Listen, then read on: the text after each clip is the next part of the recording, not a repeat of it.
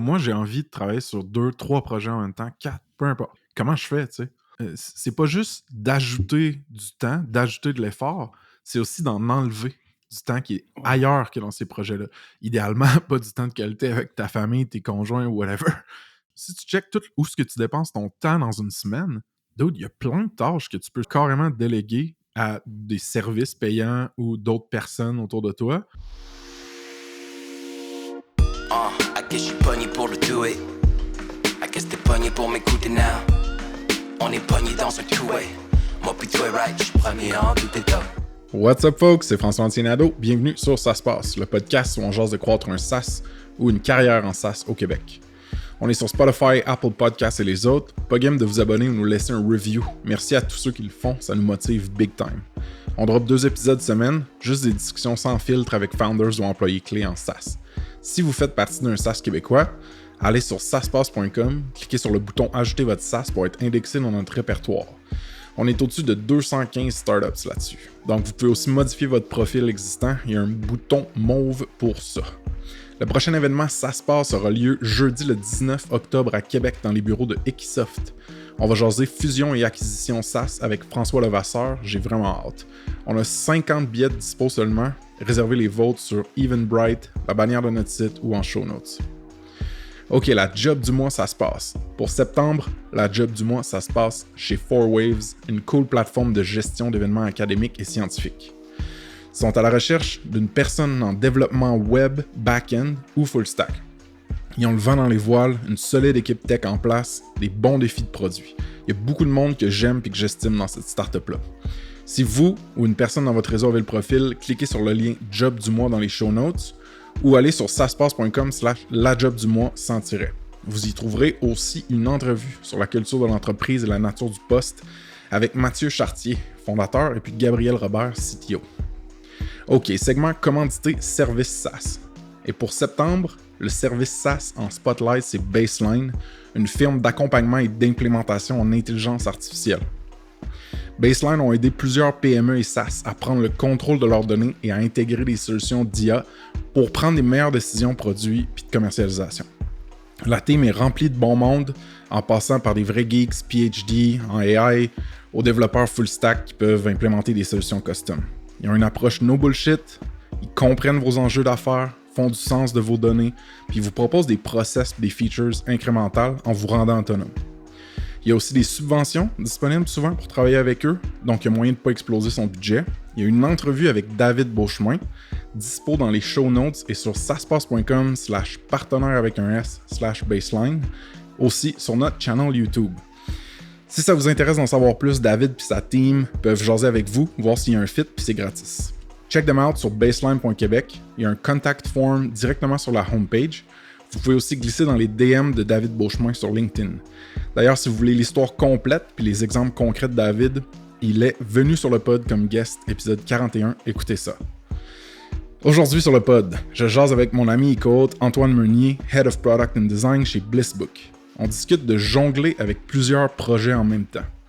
Qu'on soit entrepreneur, développeur, marketeur, designer, peu importe, on a souvent un main project puis quelques side projects.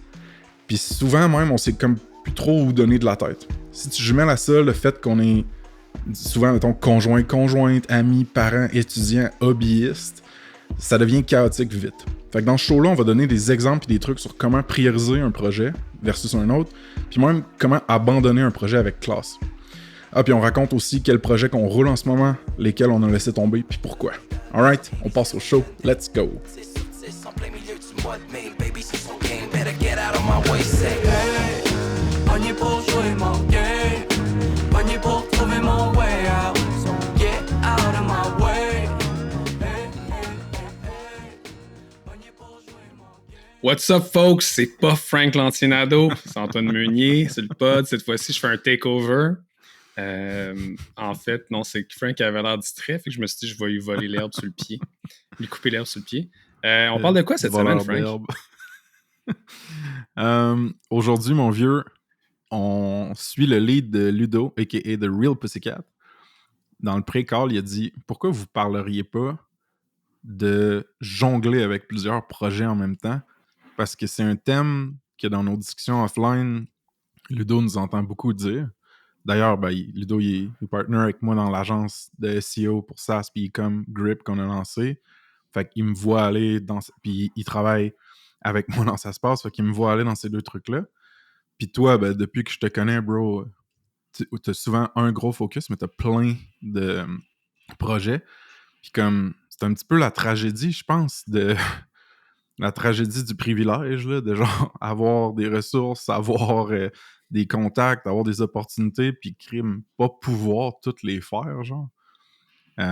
Puis moi, je struggle avec ça daily, honnêtement, là, depuis que j'ai quitté Snipcard puis Douda. C'était vraiment clear-cut quand j'étais CEO de Snipcard, c'était genre all I'm doing, Snipcard. Puis de temps en temps, j'écrivais sur mon blog par passion, tu sais. Là, c'est ça. Là, il y a plus de pièces mouvantes, là, genre.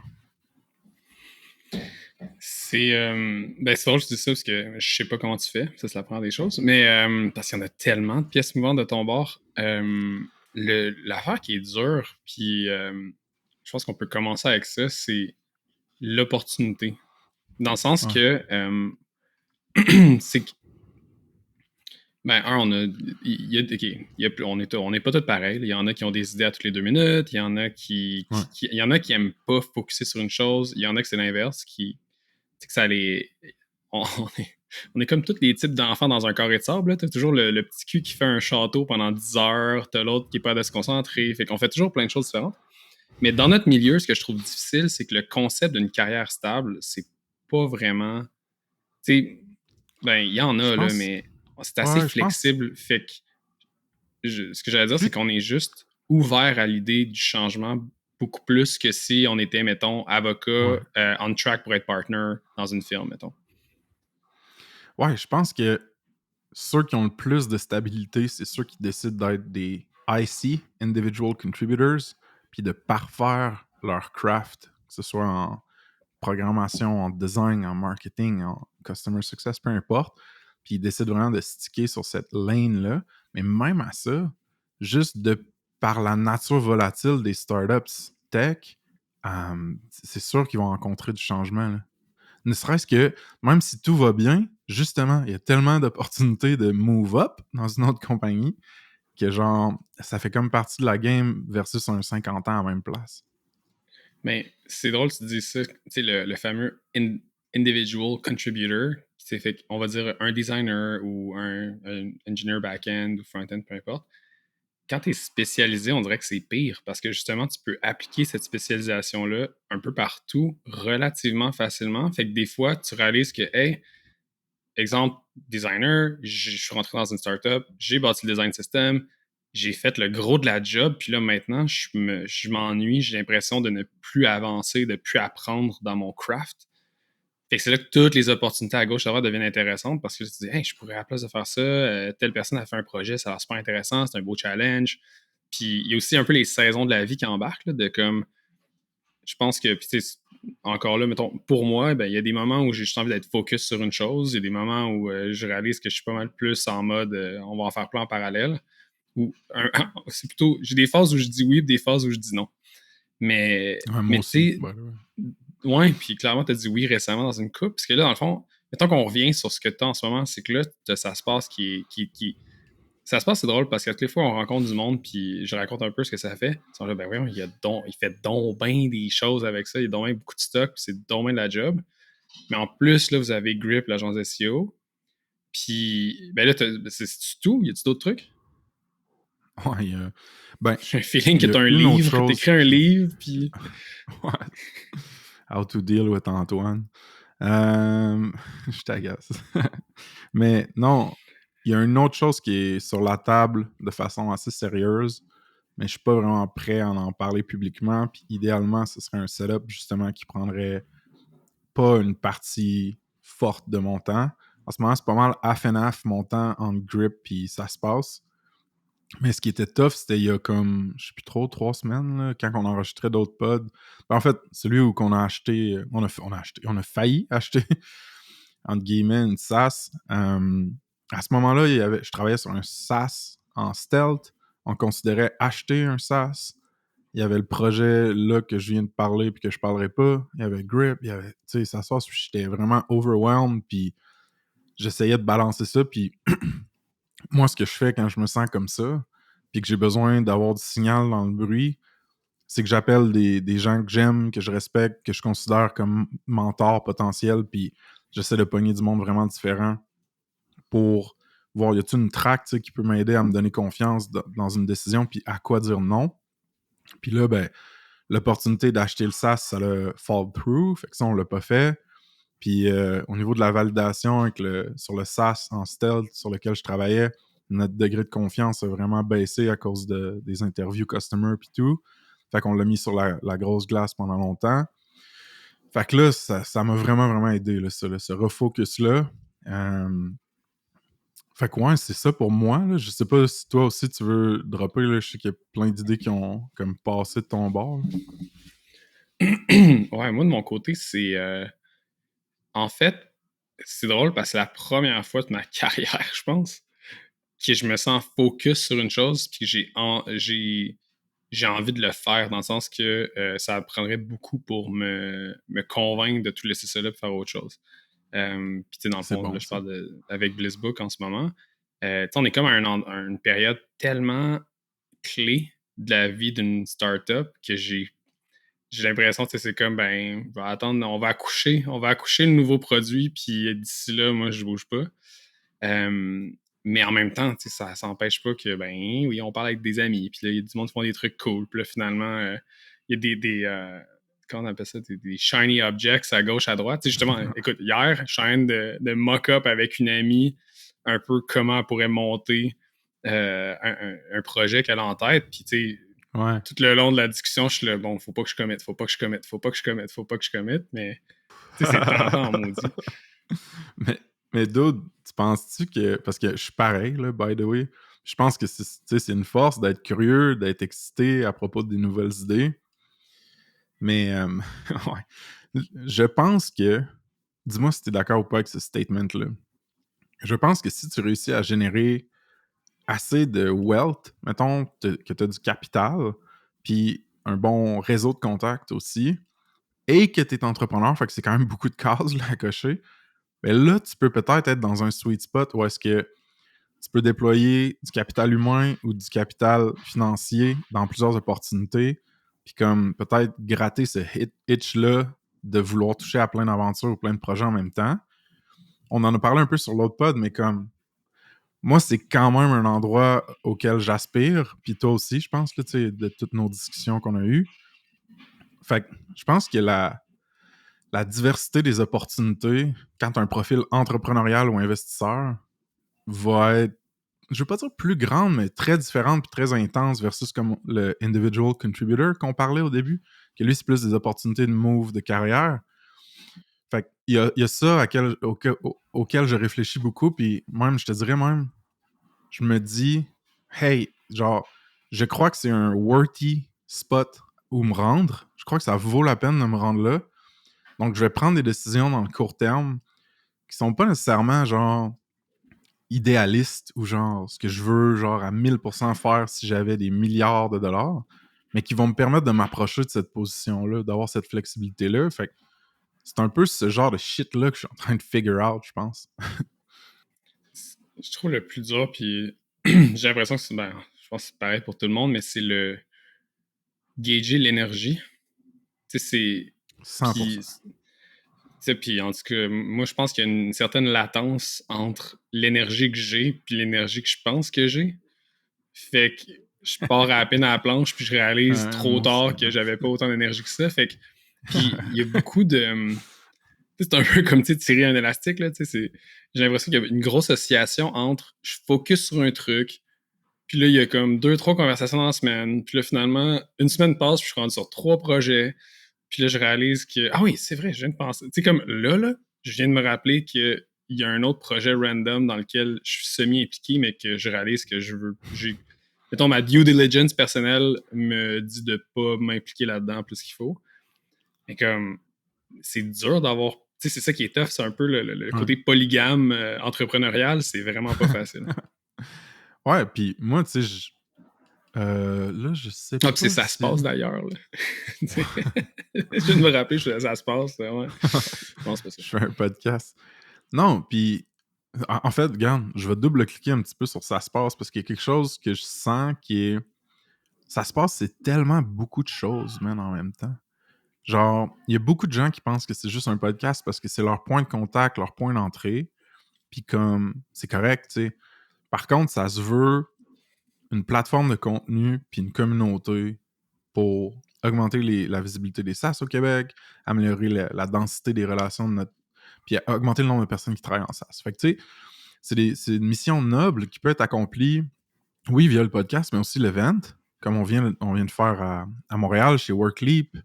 Puis aussi, on a un paquet de features, tu sais, puis de valeurs qui peuvent être ajoutées ou récoltées dans le site web.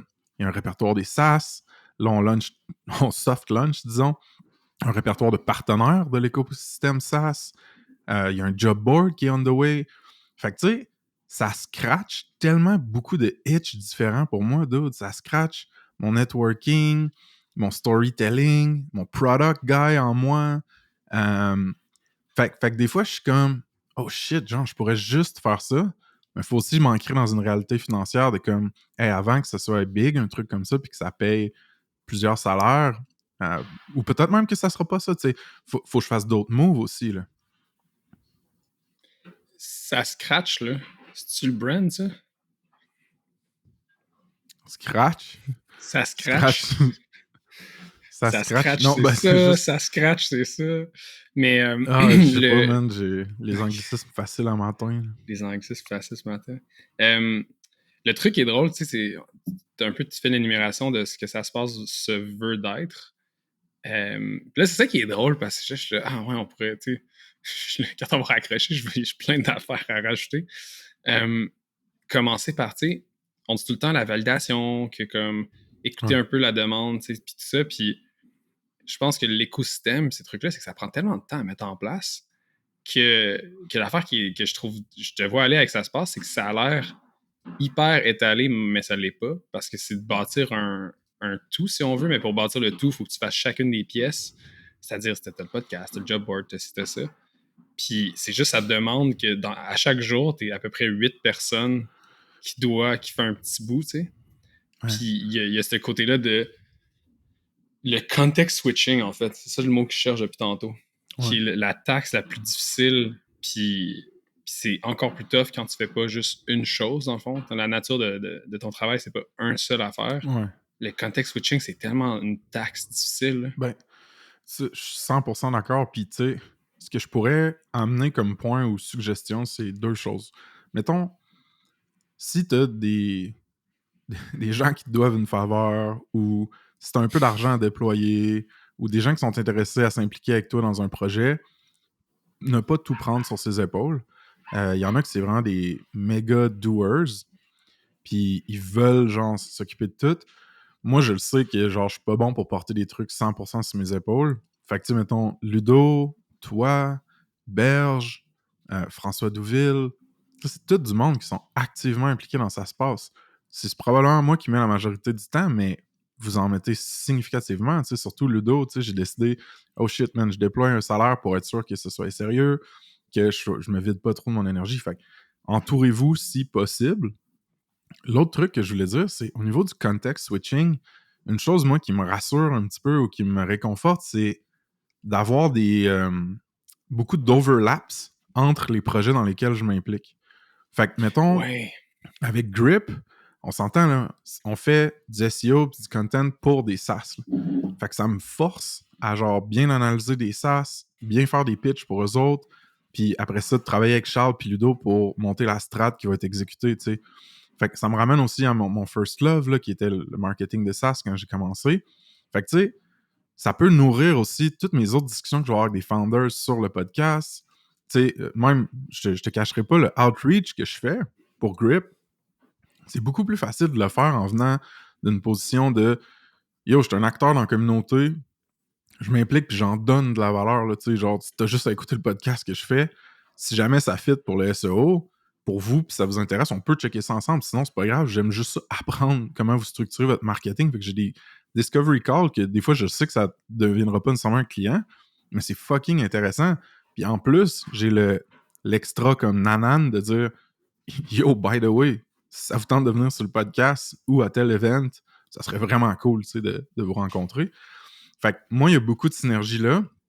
L'autre projet que je fais, que je suis pas encore prêt à en parler publiquement, il y en a aussi des synergies dans la mesure où genre les canaux utilisés ou le type de trucs construits. Mais ouais, c'est ça. Je te dirais que ça m'aide moi de mon côté, là, parce que j'ai pas un restaurant à runner la fin de semaine, ou je sais pas. Là. Ouais, c'est les synergies puis les genres de pseudo-économie d'échelle. Tu vas investir, mettons, un peu de brain juice dans quelque chose, puis tu réalises que tu peux le faire en parallèle ou l'apprentissage de un permet de faire l'autre mieux. Puis ça, c'est un truc que je trouve vraiment... moi, perso, c'est quand même quelque chose que j'ai fait souvent, là, de justement commence un projet, puis t'es impliqué dans un autre, puis finalement, c'est ce que tu as appris dans l'autre qui te permet de mieux faire ton day job, finalement. L'affaire, c'est ça. L'affaire, c'est que Antoine vient de vivre une expérience d'une intensité phénoménale. Il y a eu une fuite de gaz où il était. Fait qu'il est tellement commit au podcast qu'il s'est mis un gas masque, puis il va continuer à le faire. J'ai monté d'un étage, je gagne une couple de secondes. Cette fois, ça explose, fait que je serais correct. Blague à part, on parlait de synergie, puis c'est vraiment, vraiment un bon point quand t'hésites à t'impliquer puis embarquer dans quelque chose de nouveau. Considère les apprentissages potentiels, les contacts potentiels que tu peux te faire qui vont bénéficier un ou les autres projets que tu roules de façon générale. Comme ça, tu vas avoir un retour sur investissement même si le projet dans lequel tu embarques mais que tu es moins sûr marche pas ou juste comme fail, peu importe. Fait que ça, moi, je trouve que c'est un excellent conseil si tu essaies de choisir dans quoi t'impliquer. T'sais. Je pense que une autre façon de... Quand tu disais ça, on devrait donner des exemples spécifiques de ça veut dire quoi, des projets, décider ça. Puis avant de tomber là-dedans, je pense que ça... Tu sais, j'observe, mettons, ma façon d'approcher les choses, puis je dis, je réalise que moi, ce qui me drive à approcher un projet ou à travailler avec du monde ou même juste aller prendre un café avec quelqu'un, c'est la curiosité, puis c'est de voir, oh my god, cette personne-là a fait de quoi de super intéressant, puis j'ai beaucoup à apprendre de ça. Ou j'ai beaucoup à apprendre, tu sais, à faire, je veux dire, j'apprends beaucoup par expérience personnellement, on a toutes nos méthodes, mais tu sais, de prendre le temps de travailler, par exemple, sur un design system. C'est quelque chose que je pensais avoir fait toute ma carrière de façon à gauche, à droite.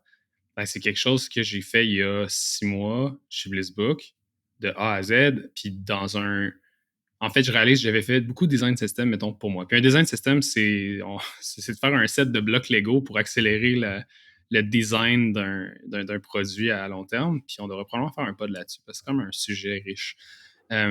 Mais le truc qui est intéressant là, c'est que j'avais, en le faisant, en prenant le temps de le faire, puis en focusant là-dessus, ben, c'est arrivé au même moment que j'avais une autre opportunité sur le côté d'aider une gang, puis de pouvoir justement spinner un design system rapidement ou de savoir comment y arriver, ben ça aide vraiment. Puis même aujourd'hui, c'est ce genre de trucs cons où j'en ai un en backup prêt à partir dans Figma. Fait que toutes les fois que je passe sur une idée, ben j'ai mon genre de petit design system maison avec mon color scheme personnel, puis ça accélère toutes les idées de projet. Mais pour revenir, mettons, aux motivations, c'est un peu ça, c'est que je pense que on est dans une industrie qui peut être très frothy. Je sais pas en français, c'est quoi le terme pour illustrer ça. Genre mousseux, une industrie très moussée. Les salariés du savoir ont une facilité à mousser leurs idées, puis font miroiter des grands succès. Puis fait que c'est facile de partir en vrille, je trouve, dans notre industrie, puis d'avoir un peu de FOMO, d'avoir peur de manquer le bateau. Puis là, t'as des amis qui font leur exit, puis t'es là, oh my god, comment moi, faut que je catch up, je suis en retard, faut que je réussisse. Je pense que ça, c'est un recipe for disaster. Puis c'est quelque chose que je pense qu'on apprend avec le temps. Mais ouais, fait que trouver des motivations qui sont sustainable à long terme pour faire de la polygamie entrepreneuriale. Ouais. Je pourrais pas être plus d'accord. D'autres, je pense que peu importe c'est quoi tes objectifs à moyen ou long terme, la manière de te rendre là, idéalement, il faut que tu sois capable de enjoy the ride. Parce que genre, à la fin de la journée, je veux pas être trop philosophe, là, mais tu peux te faire frapper par une bus, il peut arriver un accident dans ta vie personnelle, la compagnie ou le projet peut faire faillite, je sais pas. Si t'as pas enjoy the ride, tu vas avoir perdu beaucoup, tu sais. Puis moi, avec Non seulement, Snipcart, c'est ce qui m'a gardé aussi longtemps là. je rajouterais même, c'est vraiment un bon point. Je pense qu'en plus de ça, c'est que si tu n'enjoyes pas de ride ou si tu es sur la mauvaise ride, les mauvais plis que tu vas avoir accumulés avec le temps, ils te permettront Ouais. pas d'être à un. Tu sais, c'est un peu ça aussi, c'est qu'on est un peu dans une job de rinse and repeat sur des laps de 2 à 5 ans. Fait que, tu sais, Frank, tu viens de recommencer. La dernière fois que tu es dans cette position-là, c'était en 2014, mettons, 2015.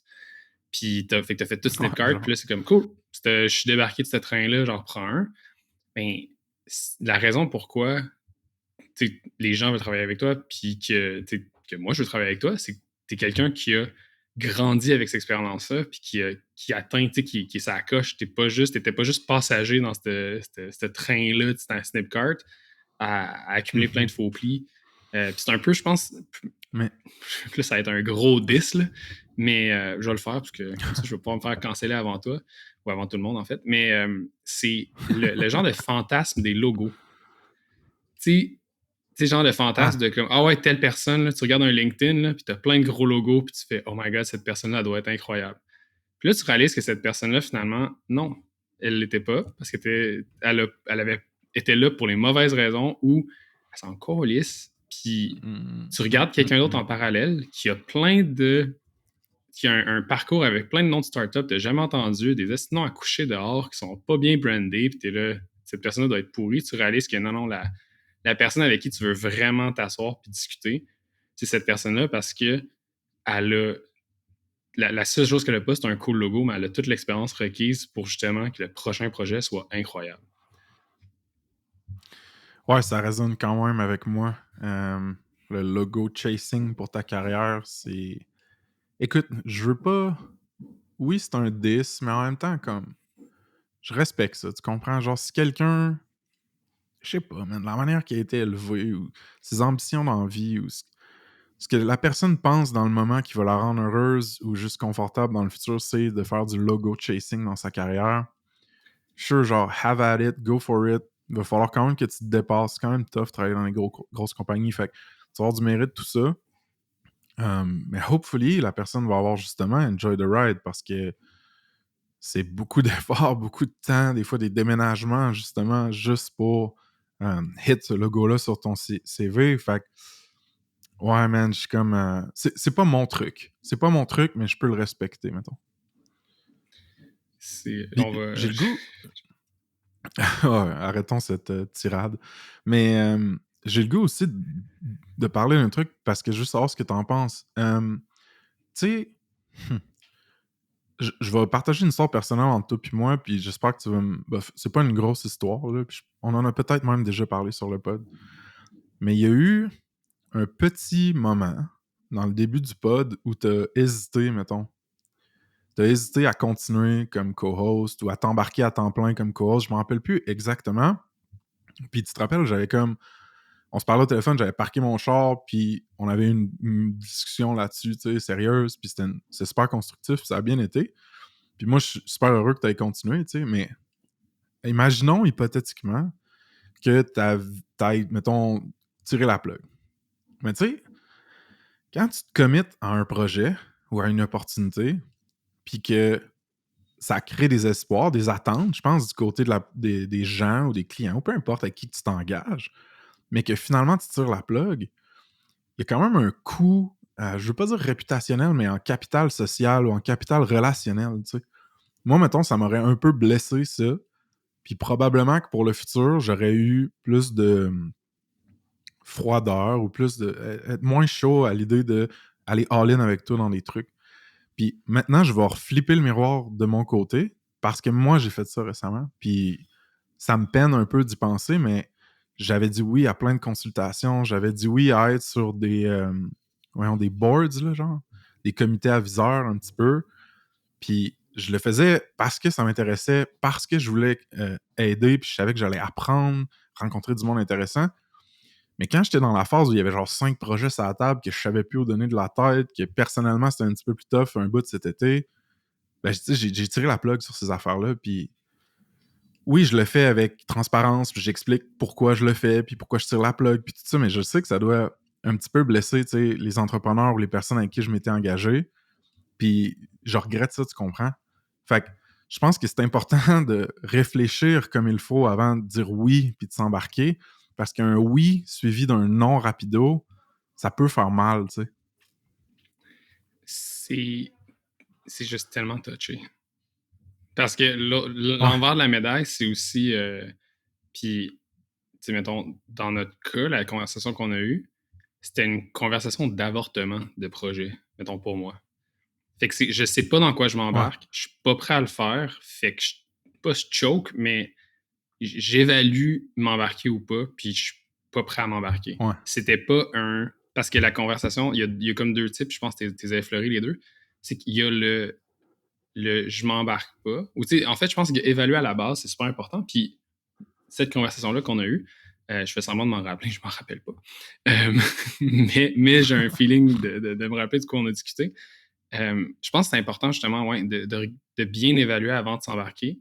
Mais en même temps, tirer la plug, c'est vraiment important aussi de le faire parce qu'il n'y a rien de pire justement que de draguer longtemps. Ah, ben là, oui. Puis finalement, c'est que ça devient... Tu sais, puis moi, ce que je réalise, puis je pense qu'il y en a plein qui vont se reconnaître là-dedans, c'est que quand tu as fait de l'agence, tu sais, quand tu as fait du client work, puis ceux qui ont réussi à faire du client work, un à la fois, que vous billez assez cher par client pour en faire un à la fois, chapeau, c'est vraiment nice. Pour l'ensemble et le reste du groupe, on a monté un peu un setup pour dire hey, je peux avoir 4-5 clients. Puis tu trouves un peu ton range de c'est quand que tu tiltes. Il est où l'overflow? C'est quoi la max capacity? Puis sur le plan écrit, c'est toujours trop gros ce chiffre-là. Puis le problème, c'est que là, ce qui est dur, c'est que quand on a fait une fois, on dirait que les techniques d'empiler plein d'affaires en même temps deviennent vraiment faciles. Puis c'est un peu une fallacie de penser qu'on peut toujours le faire. Là.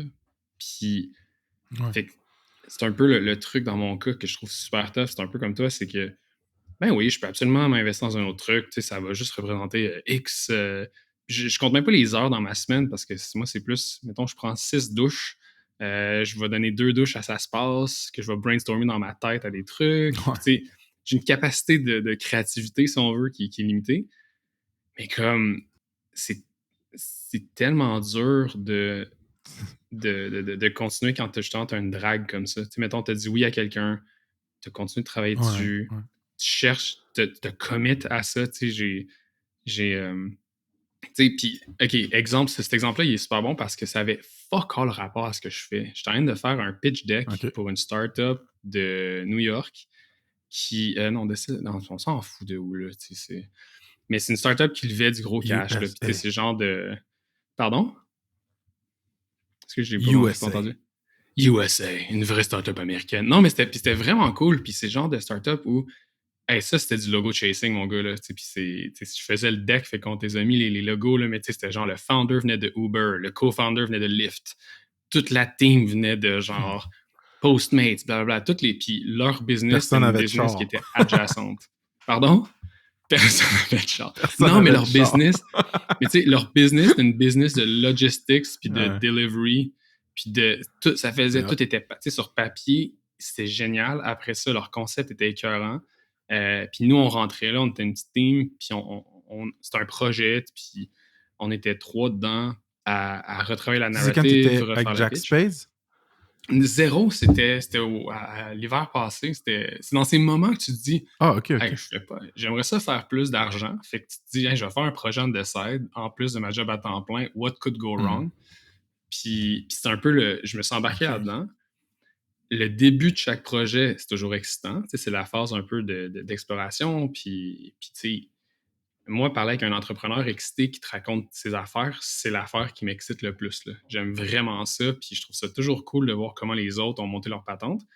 Ce que j'aime un peu moins, c'est la 8e ronde de révision sur une affaire qu'on s'en contre-calisse, où c'est s'obstiner sur des décisions narratives, puis ou c'est d'avoir à confronter un founder qui a juste pas raison, ou moi d'avoir pas raison, puis de le réaliser, puis d'avoir perdu une semaine là-dessus. Fait que ça devient essoufflant finalement, puis au final, je veux dire, j'en fais pas de deck, là. Tu sais, c'est pas... tu sais, je suis pas en mode... tu sais, je suis pas un fundraiser professionnel, là. C'est pas ça que j'ai envie de faire en ce moment dans ma vie, de fundraiser puis de chasser des investisseurs. Fait que c'était une grosse distraction parce qu'à ce moment-là, mettons, mon énergie était justement dans BlizzBook, puis je pense que c'était au même moment que l'histoire du système, du design system. Fait que c'est un moment où moi, en tant que, mettons, dans une position plus créative de faire la vision du produit à long terme, ben, je l'aurais pris, là, ce genre de 20-30%-là de creative juice que je mettais à côté dans un autre projet, à avoir des meetings, ça ne me tentait pas de faire.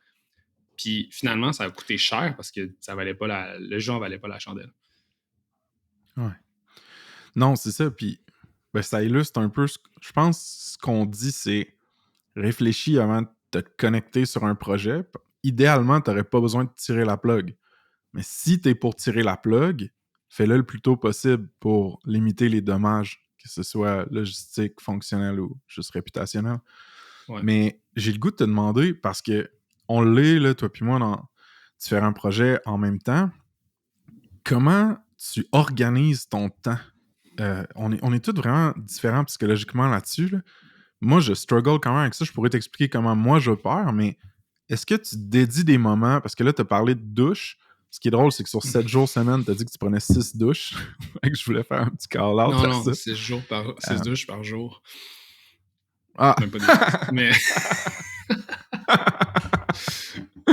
Fuck la planète. C'est pour ça que c'est pour ça que je suis parti sur mon voilier aussi longtemps. C'était pour avoir un time-out de douche. J'ai atteint mon cut-off de douche annuel. Fait que je suis parti sur le bateau pour pas en prendre.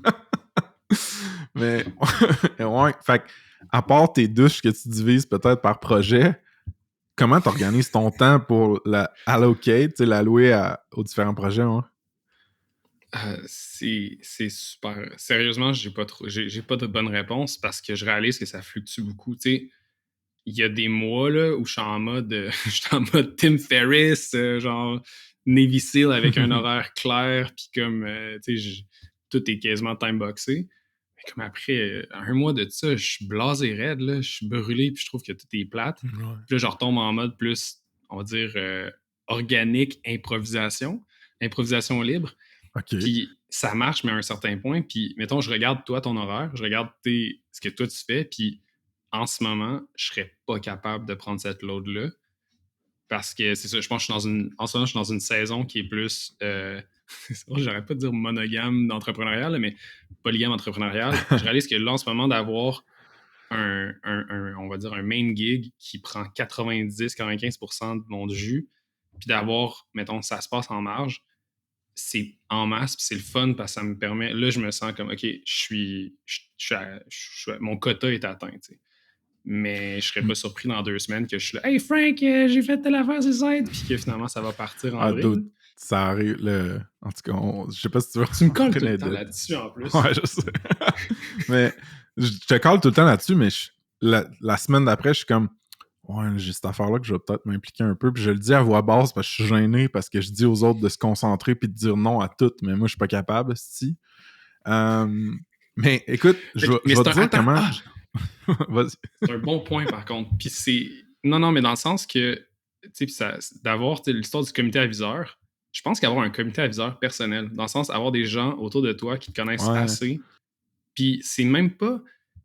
C'est pas pour évaluer le projet, c'est pour évaluer toi, ta capacité en tant qu'être humain de faire ce projet-là, tu sais. Est-ce que ça fit avec ta personnalité? Est-ce que ça va dans la direction générale d'où tu veux aller pour évoluer dans le futur? Fait que, tu sais, je pense que ça, je te le dis tout le temps, là, ça arrive quand même souvent que je te parle, je suis le Frank, ça n'a pas rapport, là, tu sais, c'est comme, pourquoi tu veux faire ça? Je comprends pas, ça fait tout dans le big picture, puis je pense que c'est des bonnes façons, justement, d'évaluer puis de faire un cut-off rapide. D'ailleurs, tu as fait la même chose avec moi une couple de fois. 100%. Ça a marché, ça aide à rester focus. Je pense que tu veux pas juste des yes men dans ton coin. Tu veux pas juste du monde qui vont dire « Wow, c'est-tu que c'est hot? Wow, quelle bonne idée! Go for it! » Tu veux du monde qui ont un appétit du risque, puis d'autres qui sont en diète du risque tout le temps. Tu veux du monde qui vont te motiver, du monde qui vont te challenger. Fait que ton comité aviseur, il devrait avoir une diversité, genre, au niveau psychologique, là, de comment les gens voient les opportunités d'affaires. Puis après, man, prendre une décision, puis comme, fais ta propre tête, puis c'est correct, genre, au pire, tu vas te fourrer, là. La pire décision, c'est celle que tu prends pas. Fait que ça, je suis 100% d'accord. Comité aviseur personnel, c'est un concept intéressant. Puis moi, je me rends compte que je le fais comme organiquement. Tu sais. Je vais t'appeler toi. Quand c'est des trucs vraiment critiques, souvent, je vais appeler Georges, Sad. Puis je suis comme, OK, là, voici la liste des affaires. Là, aide-moi à faire du sens de ça. Puis ce qui est cool avec un comité aviseur personnel, c'est que ces gens-là ont le temps de builder un peu leur track record de conseils.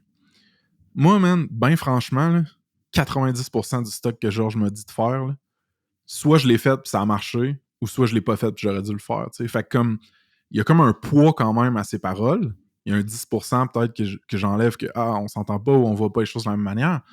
Mais ça, c'est vraiment cool d'avoir comme des alliés dans ton coin. Puis je vais faire une plug encore de thérapie, mais moi, mon psy, dude, là, genre, la moitié peut-être, le tiers de nos discussions, c'est le business. Là. C'est genre, voici comment je me sens par rapport à ça, ce que je voudrais atteindre là, les personnes impliquées, voici ce que je trouve difficile de gérer, telle personne, whatever. Puis man, il care à propos, il me connaît foncièrement, puis il care à propos de mon succès puis de mon well-being. Et il care à propos de ma personne au complet. Pas juste François le professionnel, tu sais. Mais genre François le chum, l'ami, le fils, le frère, etc., etc.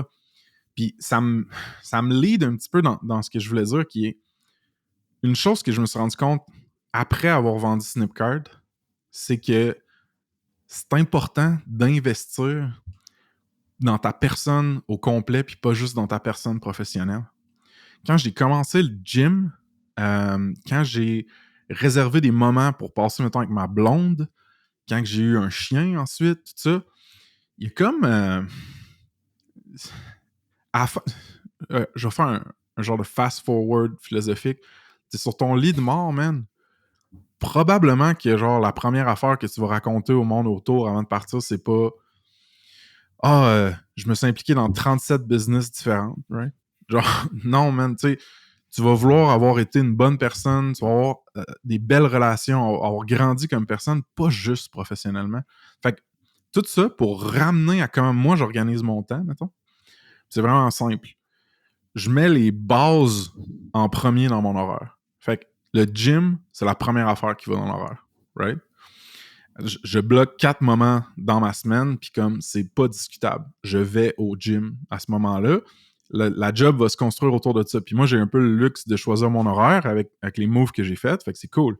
Ensuite, je bloque le temps que je vais vouloir prendre avec ma blonde, le temps qu'elle va avoir besoin toute seule, right? Puis que moi, je vais devoir, mettons, m'occuper du chien ou autre chose. Après ça, il y a des moments que je garde souvent pour ma famille, mettons, quand il y a des événements spécifiques ou juste des soupers avec ma mère. Puis après, je rentre les trucs, mettons, qui ont des deadlines, qui sont genre, je peux pas misser ça. Fait que préparer un podcast, envoyer des points à couvrir, enregistrer un podcast, etc. Puis ensuite, je vais stacker les autres choses en fonction de l'urgence, tu sais, ou whatever. La vérité, là, c'est que je suis pas une personne super organisée. Je m'organise comme ça. Puis après ça, dans tout le temps qui me reste de libre, souvent, man, c'est juste je follow the flow, follow l'énergie, follow l'inspiration. Puis comme les deadlines, je les hit, mais tout le reste, c'est comme, tu sais, hier, j'ai écrit de quoi à 10h le soir, puis c'était là, man. C'était là que j'avais le temps, c'était là que j'étais inspiré, puis c'est là que ça s'est passé, puis that's it, tu sais. Puis des fois, j'ai du monde qui m'écrivent, genre, qui me disent tu m'as écrit un courriel tard quand même, tu sais, genre don't overwork yourself puis tout ça. Mais sure dude, sauf que comme j'apprécie le conseil puis tu sais ça vient vraiment d'une bonne place, mais en même temps, je suis comme probablement que pendant que tu travaillais mettons de 8 à 12, 8 à midi, Ben, moi, genre, j'étais allé promener mon chien, j'étais allé au gym, puis j'étais arrêté voir ma mère, tu comprends? Fait que j'étais pas en mode travail. Puis pour moi, ça, c'est une richesse quand même forte que je veux préserver, mettons, dans ma vie professionnelle. C'est le genre d'affaire que c'est comme, mettons, le calendrier. Quand tu ouvres ton calendrier, genre, dans le browser ou peu importe l'app que tu utilises, dans Missive, Ouais. je sais pas si Missive a un calendrier, j'espère que oui. C'était mon name drop Missive de la Ouais. semaine. faut Mais c'est qu'ils fou commandent parce que ça n'a pas de sens. il faut qu'on les va les forcer à commenter le podcast. En fait, on va les back-biller pour toutes les fois qu'on a plugué Missive dans le podcast. C'est un peu ça d'ailleurs la technique 101 pour commencer un podcast, c'est que tu parles tellement d'une compagnie pendant 50 épisodes qu'après ils sont obligés de repayer tous les épisodes. Fait que c'est ce qu'on fait avec Missive tranquillement. Non, c'est pas. Le truc avec le calendrier, c'est que ce qui est fou, c'est que toi, ce qui te nourrit, moi, ça me rend anxieux. Ah ouais, t'es sérieux? Puis je pense que. Puis tu sais, c'est là la beauté qu'on est tous différents, avec tout background. Tu sais, je suis quelqu'un. Tu sais, je veux dire, c'est la fois où. Lors de faire une petite thérapie de groupe, là. Non, mais c'est l'affaire d'être organisé pour organiser, puis d'avoir des. Tu sais, d'écrire. Il fut un temps où j'écrivais tout. Tu sais, tu prends des notes, ton petit cahier, ou tu prends des bullet points de tout. Puis là, je suis en mode, je note rien jamais. Puis ça marche parce que présentement, ce que je fais ne prend pas tellement de. Je suis pas overwhelmed dans le fond avec mon système qui est l'absence d'un système. Mais ça arrive des fois que je suis overwhelmed, puis c'est là que je retombe dans OK, il faut que je reprenne le calendrier, il faut que je reprenne ci, il faut que je reprenne ça. Mais je pense, mettons, moi, un truc que je trouve qui marche beaucoup pour moi, c'est d'alterner puis de changer les systèmes puis d'avoir un peu des périodes de relâchement, si on veut, puis d'être moins. Ouais. Parce qu'il y a de quoi, tu sais, pour la. Mettons, moi, ça m'est déjà arrivé d'être, je suis un peu comme toi, j'ai tous mes trucs dans le calendrier, puis je suis là, oh my god, pourquoi je vis? Tu sais, je fais quoi? Moi, je suis juste genre un petit hamster qui. Tu sais, j'ai l'impression que je suis juste là à cocher des tâches, là, mais c'est donc bien plate. Tu sais, puis il y a d'autres fois où je suis là, oh my god, j'ai coché plein de cases, je suis tellement productif, tu sais. Mais il y a une beauté dans. Il y a un concept que tu as amené qui est très, très comme poétique, mais aussi pratique, qui est les saisons. Puis c'est correct d'avoir des saisons d'intensité différentes dans ta carrière, dans tes projets entrepreneuriales, puis de t'écouter là-dedans, je pense.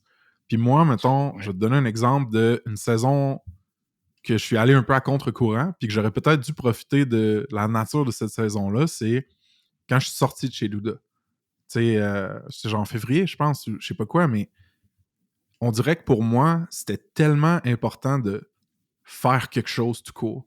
Puis de pas être that guy qui a vendu une startup puis qu'il sait pas trop quoi faire, il fait pas grand-chose d'intéressant. J'avais tellement commit à la narrative publique de vendre Snipcart puis de tout ce qui se passait après que j'étais là, ben là, il faut nourrir cette histoire-là, man. Il faut qu'il se passe de quoi, un autre chapitre, tu sais. Puis ça se passe, j'y pense, ça bouillait depuis genre 6 mois. Fait que j'étais comme, let's go, all in, ça se passe, man, je fais ça, puis tout. Don't get me wrong, j'ai aucun regret, là, man. Genre, j'adore ce que je fais aujourd'hui. Ça m'a permis de reconnecter avec toi, puis même de développer notre relation encore plus. Je rencontre un paquet de monde, tu sais. Il y a beaucoup de bénéfices, mais cette saison-là aurait dû être plus épouser là, le côté genre, hey, tu te calmes, tu te focuses sur genre les amis, la famille, la santé, puis tu réfléchis comme il faut à ce que tu veux faire, comment tu vas le faire. Mais vois-tu, là, c'est mon côté un peu peur d'être imposteur ou comme mon côté impulsif plus qui est comme pris le dessus puis comme oups, je suis allé all-in. Mais ça, c'est une leçon pour la suite pour moi. Quand ce genre de saison-là va revenir, je vais vouloir me rappeler. Au pire, je vais me renvoyer ce podcast-là, tu sais, puis me dire OK, man, d'autres, c'est correct, là, genre de prendre du temps un peu plus low-key, un peu plus tranquille.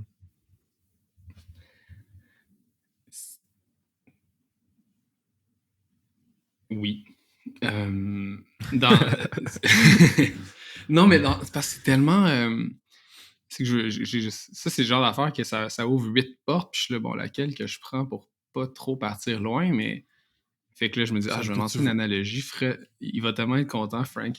Je vais faire mon analogie numéro 47 de la journée.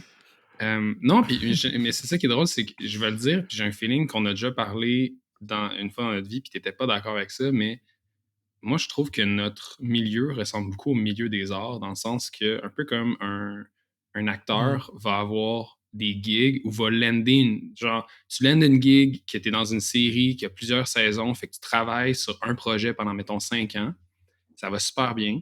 Puis là, à un moment donné, le projet finit, puis là, tu es entre deux. Puis cette angoisse-là de je vais-tu retravailler? Est-ce que je vais réavoir un succès? Est-ce que je vaux de quoi? Oh shit, les jeunes viennent de rentrer dans le milieu, ils sont tellement meilleurs que moi ou ils sont juste plus jeunes, ils ont plus d'énergie. Ouais. Puis ce genre de confiance en soi, puis c'est drôle que tu le syndrome de l'imposteur, c'est incroyable comment on l'a tous. Puis genre, puis surtout dans notre genre de milieu un peu nerds, là, on est vraiment comme, on est tellement atteint de ce syndrome-là. Puis c'est poche parce que ça m'arrive quand même souvent de croiser quelqu'un, on en jase, puis c'est que cette personne, elle fait juste te le dire. On se le dit souvent qu'on a le syndrome d'imposteur. Là. Ouais, je trouve que ça met des bâtons dans les roues. Ouais, puis on pourrait se faire un épisode sur le syndrome d'imposteur. Ça pourrait être une bonne thérapie, mais tout pour dire que c'est en ayant le temps comme ça, en prenant le temps de prendre le temps, souvent que c'est l'idée qui n'avait pas la chance de pouvoir germer parce qu'elle était sous pression de toutes les autres choses. Puis c'est un peu un truc que je trouve super intéressant. Là, ça va être un peu coquinant de mon affaire. C'est juste, si tu regardes, tu sais, genre, nos fameux entrepreneurs à succès américains qui sont pratiquement rendus des stars.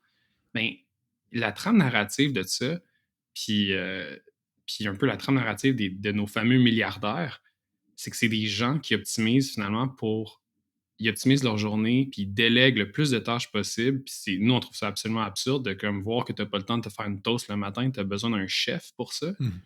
Mais c'est que leur modèle, c'est de se dire, écoute, moi, c'est mon temps qui est le plus précieux, puis je veux l'optimiser pour pouvoir penser à whatever, c'est quoi qu'ils veulent faire, que ce soit des projets, que ce soit leur business, peu importe. Mais ça, on le fait pas. Le commun des mortels, je trouve qu'on n'est pas bon là-dedans. Puis ça paraît. Mais là, t'ouvres, c'est hot parce que t'ouvres une porte sur un conseil pratique de yo, moi j'ai envie de travailler sur 2, 3 projets en même temps, 4, peu importe. Comment je fais, tu sais? Puis une des manières, c'est pas juste d'ajouter du temps, d'ajouter de l'effort, c'est aussi d'en enlever du temps qui est ailleurs que dans ces projets-là. Idéalement, pas du temps de qualité avec ta famille, tes conjoints ou whatever. Mais mettons, il y a plein de tâches. Si tu checkes tout où ce que tu dépenses ton temps dans une semaine, il y a plein de tâches que tu peux soit carrément déléguer à des services payants ou d'autres personnes autour de toi. Puis, moi, j'ai l'exemple... Bon, j'ai pas un chef privé, là, mais l'exemple un peu pas mal moins riche, c'est genre WeCook. Puis comme, il y a du monde qui sont passionnés par la cuisine, par faire de la nourriture, etc. Tant mieux, man, tu sais, que ces personnes-là en profitent puis vivent ce moment-là. Peut-être que pour eux, c'est de la pleine conscience puis de la fierté. Tant mieux. Moi, man, j'aime pas ça. Fait que, qu'est-ce que je fais? Je commande du WeCook, man.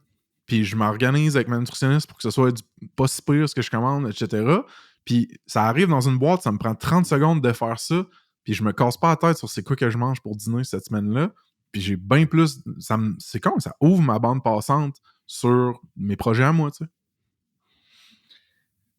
Mettons, puis pour les amis à la maison qui voudraient sauver la planète, tu peux faire de la meal prep aussi, qui est une autre façon de le faire. Mais non, c'est pas... Mais le truc, mais t'as marqué un bon point, c'est je pense, puis ça vient avec le temps, là, mais c'est de comprendre rapidement c'est quoi qu'est-ce qui te nourrit, puis qu'est-ce qui te gruge, puis de déléguer ce qui te gruge, puis de double-cliquer sur ce qui te nourrit. Parce que justement, faire la bouffe, moi, perso, je réalise que j'aime vraiment ça. Moi, la prep, la meal prep, de couper des légumes, genre couper un oignon, puis t'en coupes tellement dans une année un oignon que ça devient un genre de rituel de t'as tes moves, que t'améliores. Il y a comme une technique. Puis là, un moment donné, tu vois un ami le faire, puis t'es là, ouais, t'es dans ma tête dans ton coupage d'oignon, puis il y a de quoi de le fun à ça, puis moi, j'apprécie ce moment-là, mais comme il y a des affaires comme ou passer le balai. Moi, on va faire une grande tangente sur les balais versus le balayeuse. Moi, je pense que je suis pro-balai. J'apprécie le balai. Plutôt que passer la balayeuse, c'est un moment avec moi-même où je peux juste penser, méditer, mais tout pour dire qu'il y en a qui ont des femmes de ménage parce qu'ils réalisent que, hey, you know what, ça me fait vraiment chier de faire ça. Puis le coût humain, tu sais, mettons, OK, voici le pro tip. Le pro tip, c'est de mettre un coût mettre un dollar figure, dans le fond, le coût en argent, de l'effort que tu fais, puis de pas, au lieu de benchmarker sur combien ça coûte de le faire toi. Tu sais, exemple, tu peux aller à l'aéroport en transport en commun. Généralement, c'est un hostie de projet. Si tu n'habites pas proche d'un grand centre, là. Mais tu sais, mettons, chez nous, ça serait genre un 2 heures qui inclut de marcher, de pogner un autobus, de pogner un fucking C-bus, puis ensuite de pogner le genre de métro. Puis comme, je vais sauver, mettons que je vais sauver genre 20, 30, mettons 50 pièces, mettons que je sauve 50 $. Mais comme pour moi, je réalise que la drague genre émotionnelle puis l'énergie que ça me prend de faire ça, d'embarquer dans un Uber, oui, ça coûte cher puis ça vient au détriment de quelque chose d'autre que je peux pas me payer après. Mais ça me permet d'avoir ce moment-là, d'avoir optimisé finalement 100%. pour ma santé mentale. Des fois, ça fait pas de sens aussi, c'est pas linéaire, mais je trouve que ce framework-là, ce quadriciel, permet vraiment de faire des gains puis d'aller chercher de l'énergie là où j'en aurais juste brûlé. 100%. Des fois, la manière de générer plus de cash ou plus de retour, ou peu importe, c'est pas de juste couper les dépenses. C'est justement de couper, d'investir, d'en mettre plus un peu quand t'en as, puis ensuite d'utiliser le temps que ça te libère, parce que la ressource powerful, c'est le temps et l'énergie que t'as, tu sais. Puis non, moi, ça, c'est quelque chose que, malheureusement, je suis paresseux, là, fait que dès que je peux avoir un shortcut que je paye ou que j'ai du confort puis que ça me sauve du temps et de l'énergie, ben je le fais, man, parce que j'ai cette possibilité-là. Mais tu sais, après, le truc, c'est aussi d'investir le temps qui se libère dans des choses productives comme tes projets. Là. J'ai l'impression que c'est vraiment plus un truc... Tu sais, j'écoute la conversation comme qu'on vient d'avoir dans ma tête, puis je suis comme... T'as pas l'impression que ça s'applique plus aux entrepreneurs qu'aux individual contributors, mettons? Pas en tout. Non? Parce que, justement, c'est ça le truc qui me... Je pense que... Puis, je vais essayer de formuler ça de manière concise, là. Ça va être pas facile. Mais je pense que... Concentre-toi. Non, mais dans le sens qu'un un contributeur individuel, puis moi, la façon dont je le vois, c'est qu'on est... Ça va sonner tellement pourri, là, mais c'est qu'on est tous entrepreneurs dans le sens que on est tous... On est tous un peu deux personnes. T'as toi, l'être humain, puis après ça, t'as toi, la personne qui est un professionnel, qui a des skills qui changent avec le temps, puis tu fais des choix, tu fais des investissements en toi-même pour aller chercher plus de gains avec les skills que t'as. Fait que dans un contexte de... surtout dans la tech, là, les salariés du savoir, on a toujours le choix d'un peu de est-ce que j'adopte ce nouveau... J'aime ça passer du temps avec eux autres, j'apprends des nouveaux mots genre quadriciel, c'est malade. Maintenant, je veux juste toujours le temps de dire ça. Mais tu sais, tu prends un développeur comme est-ce que tu veux adopter le nouveau framework fancy ou tu veux continuer de te développer dans tel langage ou est-ce que tu as une opportunité de travailler sur Mapmobile? Ça va t'ouvrir plein de portes, mais en même temps, tu vas être plus large. Puis il y a toujours un peu une décision par rapport à ça. Puis on revient un peu à choisir ses projets. Je pense que c'est encore plus important pour quand tu es individual contractor parce que l'impact sur ton gain va être comme décuplé dans le sens que la différence entre un entrepreneur, la différence entre un founder puis le contributeur, c'est que le contributeur, il cash out au moment où très rapidement. Dans le fond, le genre de ROI est très court, dans le sens que tu rentres, tu mets du temps, de l'effort sur un projet, tu vas être payé pas mal one-to-one avec un petit bonus à long terme sous forme de stock options peut-être. Fait que c'est super important de maximiser ce revenu-là parce que cet argent-là, on te la donne aujourd'hui. Fait que tu vas pouvoir l'investir ou tu vas pouvoir la placer plus longtemps. Si on prend l'analogie de tu prends un gain pour, dans le fond, tu veux croître ton patrimoine. À l'inverse, le co-founder va laisser le maximum d'argent dans cet investissement-là en espérant le cash out.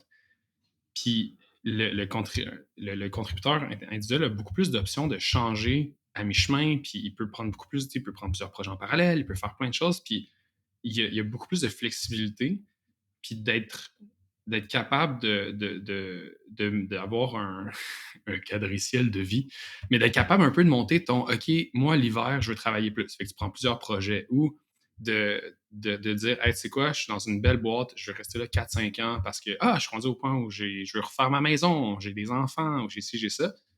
D'être capable d'être un peu aligné avec ces trucs-là, puis peut-être de faire 4 ans avec un seul projet, de devenir un employé vraiment, tu sais, tu es employé salarié, puis après 5 ans, tu fais, hey, c'est quoi, tel ami fait tel truc, j'ai envie de faire un projet en parallèle.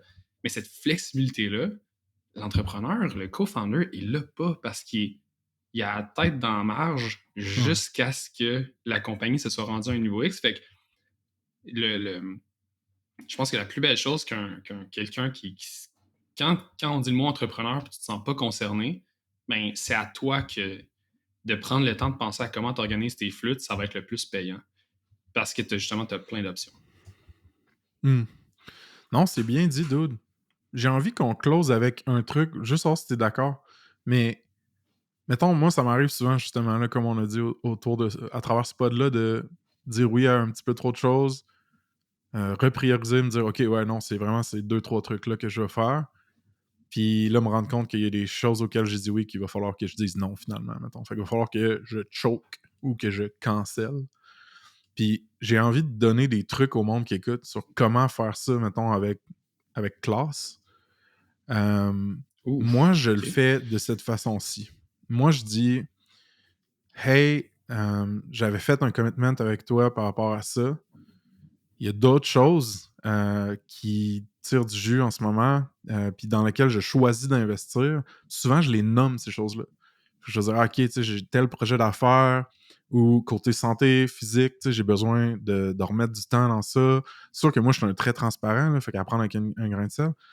Puis j'explique pourquoi, le temps que je ne te donne pas, où est-ce que je vais l'investir. Puis je pense que ça montre plus de respect envers la personne que de juste dire « Hey, sorry, can't make it. Ah, désolé, il faut que je cancelle ça, pas le temps. » T'en penses quoi de ça, mettons?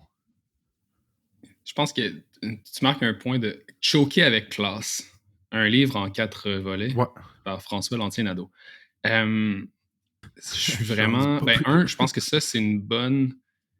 La première chose que je dirais en amont, c'est que cette méthode-là, c'est tellement une méthode François. Genre, t'as trouvé, toi, comment être authentique. Puis, être authentique, humain, empathique et ouvrir la porte pour que l'autre partie, que leur réponse soit empathique.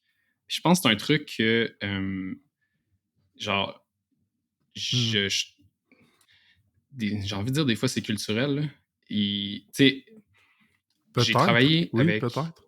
Puis pour vrai, mettons, les Américains, je trouve qu'ils sont excellents dans puis, tu sais, c'est généralise, là, fait qu'on va y aller. Alors, les Américains du Colorado et de la Californie dans la tech, en général, ont une bonne manière de... C'est pas couper les ponts, c'est juste de dire, hey, c'est pas noir ou blanc, c'est pas la fin, puis c'est pas je te choque, c'est juste, écoute, c'est pas dans l'intérêt des deux parties que ça continue.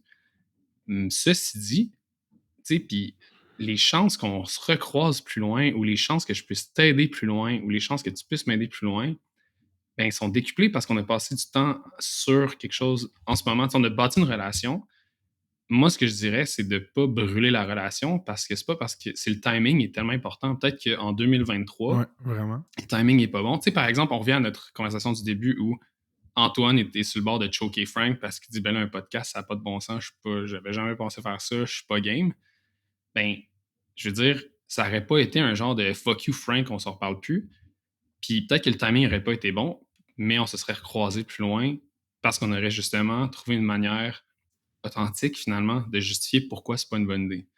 Parce que je trouve que c'est rendre service aussi de couper, de dire non. Tu sais, il y a des fois, si t'es pas prêt je veux dire, si tu penses pas être capable d'apporter ce que les deux parties pensent, la négociation initiale de « Hey, Frank va faire ça » ou « Hey, Antoine va faire ça », ben, si je suis pas capable de livrer la marchandise, le plus tôt je l'admets, puis le plus tôt on a la discussion de qu'est-ce que ça représente quand Antoine ne livre pas la marchandise. Est-ce que ça met la compagnie dans la merde? C'est quoi les autres options?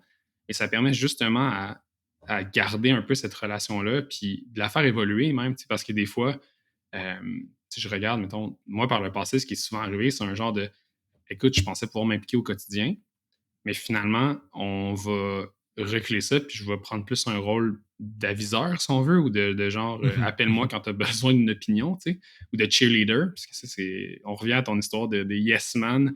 Je pense qu'il y a les yes man, les no man, puis il y a Antoine le cheerleader. Fait que c'est de trouver une manière de justement de rapidement d'être authentique dans la décision. Puis je pense que ce que tu as donné pour Frank, c'est celle qui s'applique le mieux.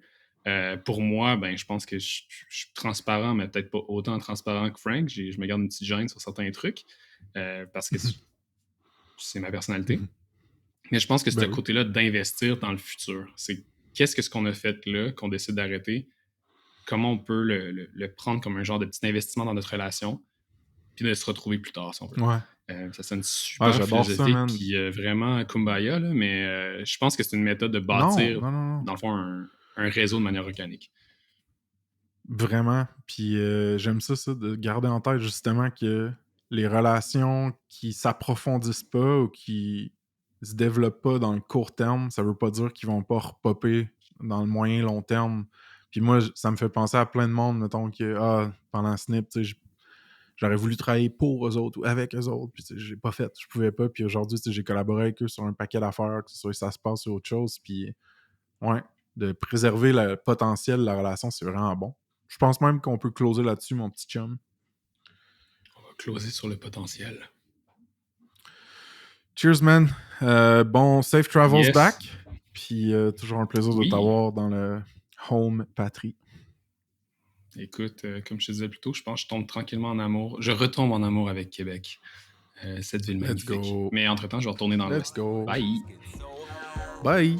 C'est gratis pour le downloader. Trop de hits, savent même plus ce qu'elle pédance. Mississippi dans le rythme.